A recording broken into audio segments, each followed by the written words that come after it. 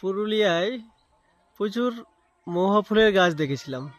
দেখুন সেই একই গাছ সুন্দরবনের মাটিতেও কিন্তু হয়ে আছে। এবং এখানে দেখুন ফুলও ফুটে, প্রচুর ফুল ফোটে। দেখুন ফুল এইগুলো সব ঝরে গেছে। সুন্দরবনের মাটিতেও কিন্তু মহুয়া ফুল এবং এই খুব সুন্দরভাবে কিন্তু গাছটা হয়েছে। কত বড় গাছ দেখুন, প্রচুর ফুল এবং মহুয়ার গন্ধে তো মমা করে জায়গাটা। এটা ছোটোবেলায় আমার দাদুর বাড়িতেও ছিল এই গাছটি, এবং দারুণ একটি গাছ।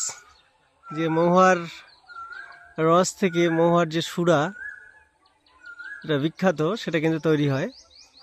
এই দেখুন সেই মৌ ফুল গাছ। দেখুন এই যে মৌ ফুল হয়ে আছে, মহুয়া ফুল, এই দেখা যাচ্ছে মৌ ফুল। এটা কিন্তু সেই এর থেকেই কিন্তু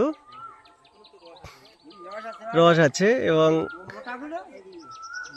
এর গোড়ায় কিন্তু রসটা থাকে। আমরা ছোটবেলায় এটা খেতাম, বের করে গোড়ায় রস থাকে। এই যে মৌ ফুল, গন্ধ অসাধারণ গন্ধ। নাকের কাছে আনছি সেই মৌ ফুলের গন্ধ। দেখুন বন্ধুরা, এখানে সব হয়েছিল এবং উপরে এখানেও কিন্তু হয়ে আছে। এই যে হাত যাচ্ছে না অতটা দূরে,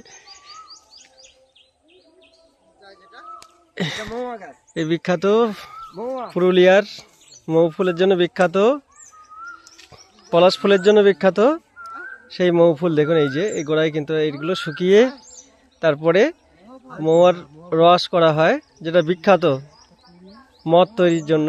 বন্ধুরা এই দেখুন মৌ ফুল সব হয়ে আছে গাছে। আমার হাতে এখনো সেই মৌ ফুলের বিখ্যাত গন্ধ, মহুয়ার রসের যে গন্ধ, সেটা কিন্তু এখনো লেগে আছে। দারুণ সুন্দর একটা গাছ। ওই দেখুন উপরে বলতা মৌমাছিরা ঘুরে বেড়াচ্ছে এই মধু খাওয়ার জন্য।